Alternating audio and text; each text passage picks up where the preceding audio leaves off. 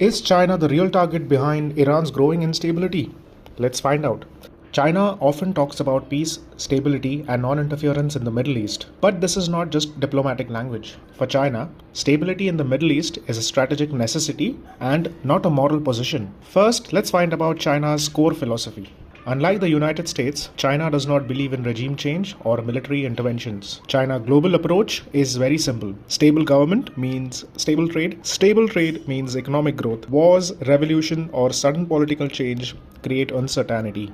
This is why unrest in Iran is a serious concern for Beijing. Second is that Iran's role in the Belt and Road Initiative. The Belt and Road Initiative is China's attempt to reshape global trade, energy flows, and geopolitics by building infrastructures that links continents on China's terms. It's not just about ports or railways, it's about connecting China to Europe, Africa, and Middle East through reliable corridors. Iran plays a crucial role in this plan. Geographically, Iran acts as a land bridge, connecting China to Central Asia, linking Central Asia to the Middle East, and eventually reaching Europe. When protests erupt, construction slows down. Workers face security risks. Insurance and security costs rise, and contracts becomes uncertain. Even if projects are not destroyed, they stop moving forward. And for China, delays are losses. Third is a threat to the shipping routes and energy flows. Now let's talk about geography. Iran lies to one of the most important waterways in the world, the Strait of Hormuz. Around 20% of the world oil passes through this narrow strait. This includes oil from Saudi Arabia, UAE, Iraq, Kuwait, and Iran. A large portion of China's oil import depends on this route. When Iran becomes unstable, even without a war, oil prices rise due to fear, insurance premiums increase, shipping companies become cautious. Times just a threat of disruption is enough to shake global markets. For China,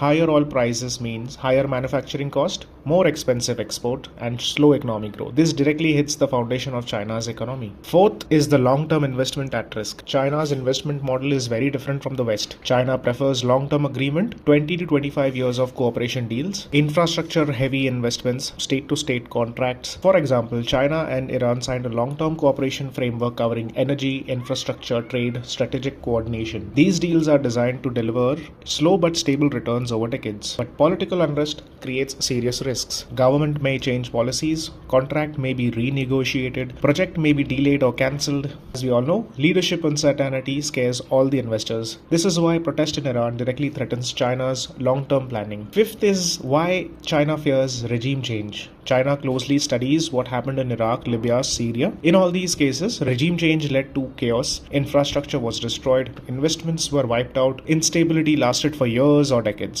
From China's perspective, regime change does not bring democracy, it brings power vacuums and foreign interventions. So when protest erupts in Iran, China's goal is not to support any side publicly. China's goal is containment, continuity, and control of the damage. So when we talk about protests in Iran, remember this. For China, instability in the Middle East isn't about an ideology or politics. It's about protecting energy lifelines, trade routes, and decades of investment.